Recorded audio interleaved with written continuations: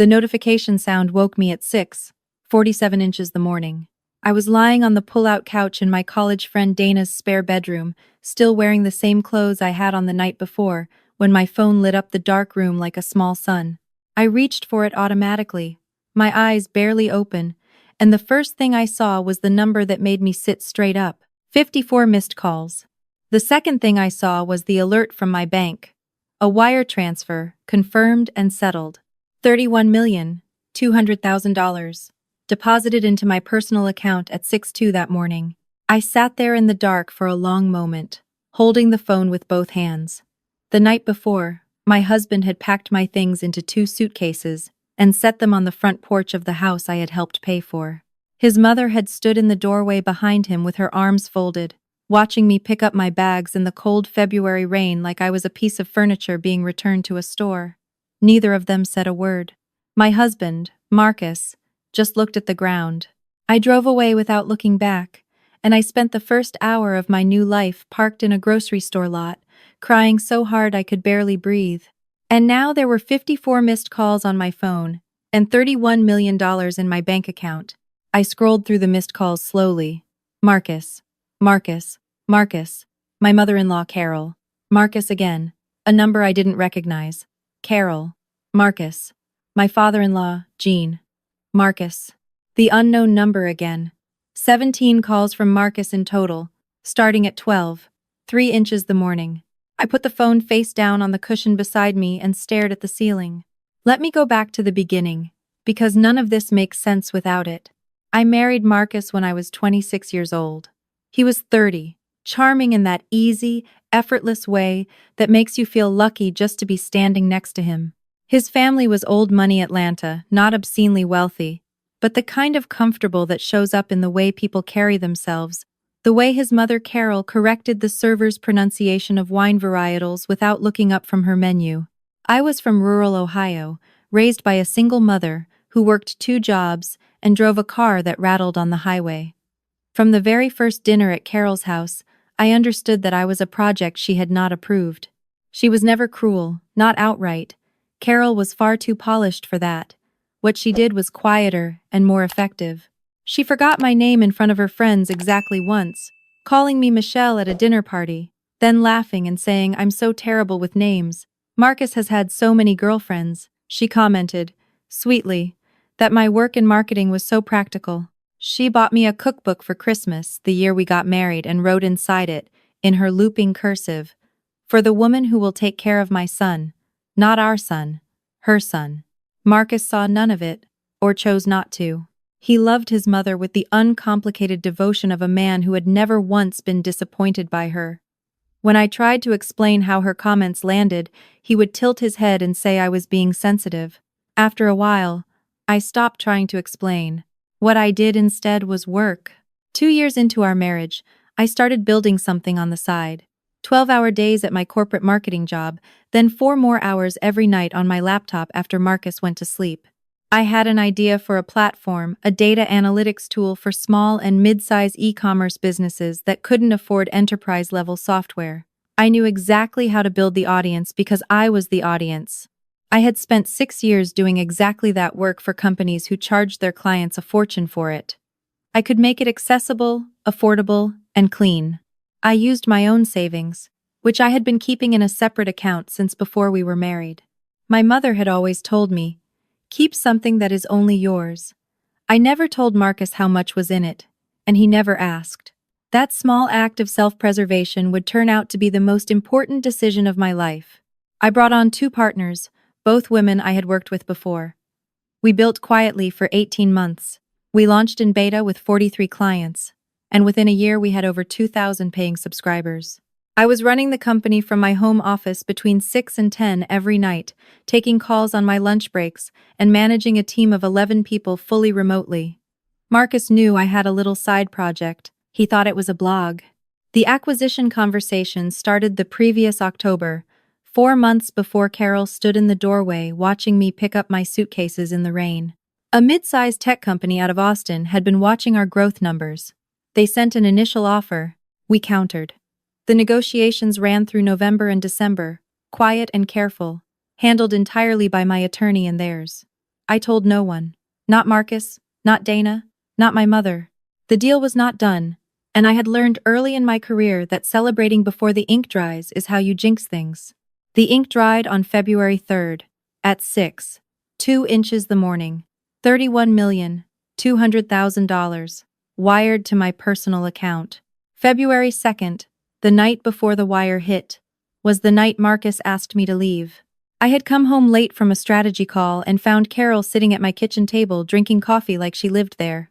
This was not unusual.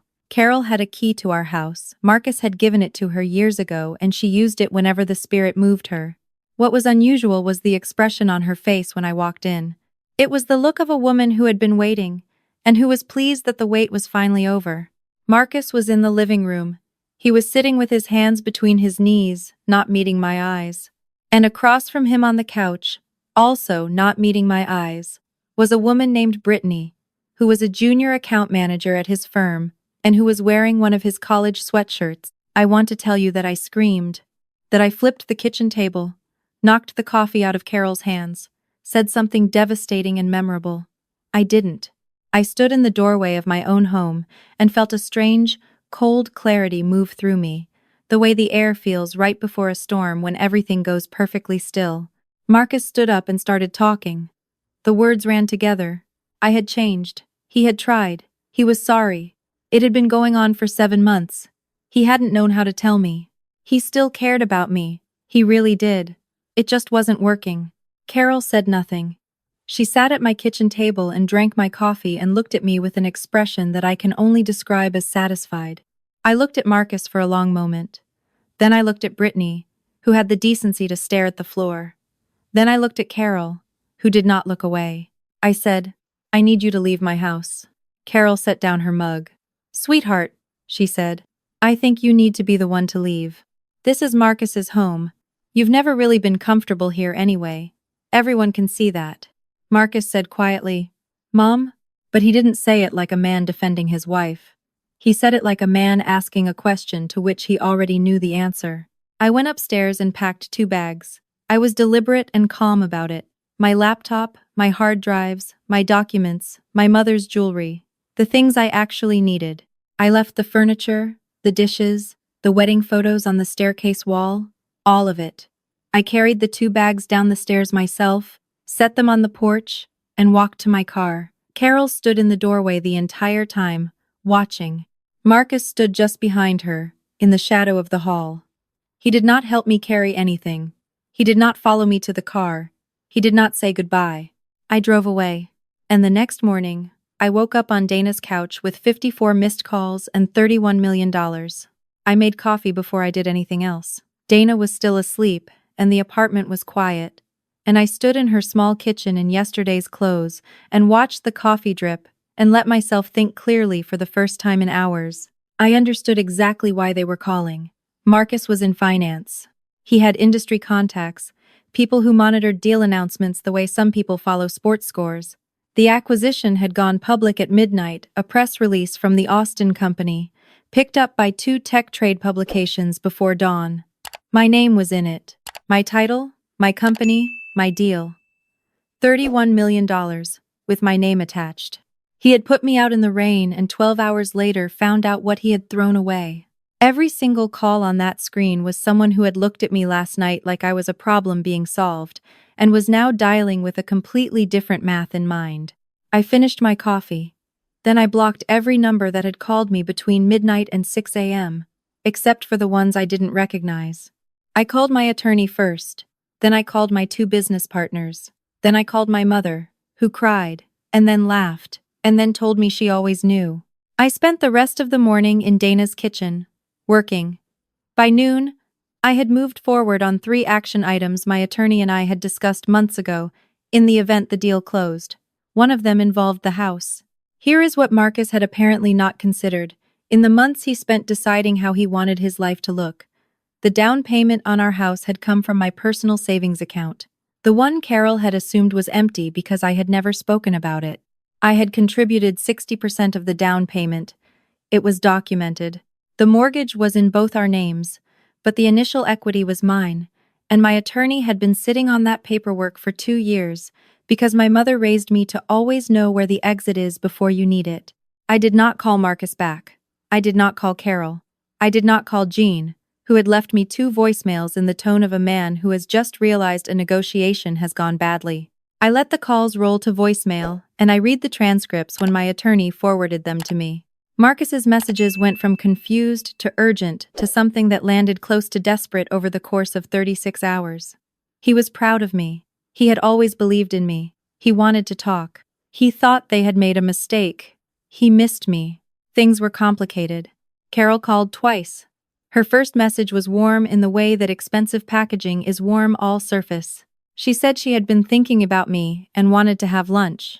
She said family was everything to her, and that she hoped I knew that included me. Her second message, left at 11 p.m., was considerably less warm. She reminded me that the house was Marcus's home, that I had always been temporary. In her words, she actually used that word, and that she hoped I would handle the situation like an adult. Jean left one message. He said he had spoken to an attorney, and that things could get complicated if I wasn't careful. He said he was sure we could all be reasonable. Reasonable. I met with Marcus in person exactly once, at a coffee shop, 10 days after I left. I brought my attorney. He brought himself. He arrived looking like a man who had rehearsed a speech and was now less sure of it than when he started. He told me he had made a terrible mistake. He said Brittany meant nothing. He said he wanted to come back from this. He looked across the table at me with the kind of sincerity that might have worked 6 months ago, or a year ago, when I was still trying to explain to him why his mother's small cruelties accumulated into something unbearable. I let him finish. Then I slid a folder across the table. Inside was the documentation of my 60% contribution to the down payment, a valuation of the home at current market, and a calculation of what his actual equity in the property amounted to. Next to that was a settlement offer, clean, simple, prepared by my attorney. He could stay in the house if he bought out my equity. Or we could sell, divide accordingly, and be done. Marcus stared at the folder. He looked up at me. "Clara," he said, "I know I hurt you. But we don't have to do this." "This is already done," I said. "I'm just giving you the paperwork." He signed 3 weeks later. I received a wire transfer for my equity in the house, an amount that was significantly more than what I had put in, because the market had moved in my favor over 4 years. I used part of it to make the final payment on my mother's car, which she had been driving with a bad transmission for 2 years because she couldn't afford to replace it. I bought her a new one and had it delivered to her house in Ohio with a card that said, "You were always right about everything. Thank you." Carol reached out to me one more time, through a mutual friend of Marcus's family, asking if I would be willing to have a conversation. The mutual friend called it a reconciliation. I asked the mutual friend to please let Carol know that I wished her well and had nothing to say to her. Jean did not contact me again after I had my attorney send a brief letter in response to his voicemail. The letter said nothing threatening. It simply laid out, quietly and in plain language, the full picture of what the documented equity meant. Jean was a businessman. He understood the math. Brittany, as far as I know, is still at Marcus's firm.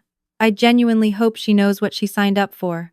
Not with cruelty, but with the honest clarity I have developed about what a man looks like when he lets his mother stand in the doorway and watch his wife carry her own bags into the rain. The following fall, I opened a small office in Atlanta with 4 full-time employees. We consult for small women-owned businesses who need marketing infrastructure they can actually afford. The work is not glamorous in the way that the acquisition was glamorous, but it is mine in a way that nothing in my marriage ever quite managed to be.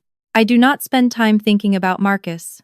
I think about him the way I think about a road I used to take to work before I moved. It existed. It was part of my life. And now it is simply not the road I drive anymore. I think about Carol sometimes, not with anger, but with something more like pity. She built her whole identity around protecting what she thought was hers, her son, her family's image, her careful management of who was allowed inside the walls she kept. What she couldn't see was that the person she spent 7 years dismissing, forgetting, and measuring against a standard I never agreed to meet, was the one in the room quietly building something real. I was not a threat to her because I was impressive. I was a threat to her because I was independent, and she had no way to account for that. What I know now, on the other side of it, is that being treated like a guest in your own home is one of the most corrosive experiences a person can endure. Not because it is loud, it rarely is. It's the small things. The coffee Carol never offered me in my own kitchen. The family photos on the wall of the vacation house in Hilton Head that did not include me even after 4 years of marriage. The way Marcus would end phone calls with his mother and then summarize them for me in 3 sentences, as though I was a secondary audience for his real life.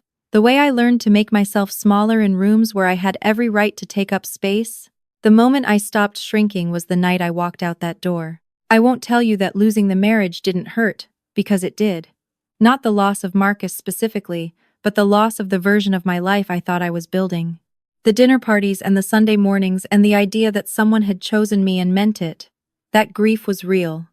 I sat with it. I didn't try to skip past it. But on the other side of that grief was something I had never had before. A life with no performance in it. No managing someone else's perception of me. No calculating how to say a true thing in a way that wouldn't cause friction. No waiting for the approval of a woman who had decided before I walked in the door that I would never be enough. I live alone now. In a condo in Midtown Atlanta, with big windows and no spare key given to anyone. My assistant knows my schedule. My attorney knows my finances. My mother calls me every Sunday morning. Dana comes over on the first Saturday of every month, and we cook dinner and watch old movies and talk for 4 or 5 hours without any particular agenda. It is the quietest and most complete my life has ever felt. There is a specific type of pain that comes from being with people who require you to earn your place over and over again, with no clear criteria and no finish line, just a perpetual sense that you have not quite managed it yet. That pain is not dramatic. It doesn't arrive with screaming or obvious cruelty. It arrives in the form of Carol correcting my table settings at Thanksgiving and then complimenting the food in a way that sounded like surprise. It arrives in the form of Marcus saying, "You're too sensitive," every time I tried to tell him something was wrong. It arrives quietly, in the daily accumulation of small dismissals. And it is so quiet that after a while you begin to believe it. You begin to wonder if maybe you are, in fact, too sensitive, too much, too little. Never quite the right shape for the space they've built. What I learned from being thrown out into the cold with 2 suitcases and then waking up to $31 million is not that money is the answer. It's that the life I was living had been designed by and for other people, and I had been treating it like it was mine. The moment they pushed me out the door, they handed me back to myself. They didn't mean to. They thought they were discarding something. They were, in fact, setting something free. If you have ever stayed somewhere you were not truly welcomed, worked for the approval of someone who had already decided the verdict, or carried the weight of a family's comfort while your own went unaddressed, I want you to hear this. The fact that they don't see your value is not evidence that the value isn't there. It is only evidence of their limitations. Your worth does not require their recognition to exist. It existed before you met them. It will exist long after they have stopped mattering. The morning that 54 missed calls lit up my phone, I didn't answer a single one of them. I made coffee, I called my attorney, and I got to work. That choice, the choice to build instead of beg, to move forward instead of justify, to invest in my own future instead of funding their comfort, was not made on that morning. It was made years earlier, in quiet hours, at a kitchen table, with a laptop and a plan, and the stubborn, unshakable belief that the life I deserved was one I was going to have to build myself. Build it anyway. Even if they laugh at you for trying. Build it in the hours they don't see. Build it with your own money, in your own name, toward your own vision. Because the most devastating thing you can do to someone who has underestimated you is not to argue. It is simply to succeed. Have you ever been pushed out of somewhere you thought was home, only to find out it freed you? Drop your story in the comments, I want to hear it. If this resonated with you, please like and subscribe. We're building something real here at Mending Stories, and every single one of you who shows up is part of that. I'll see you in the next one.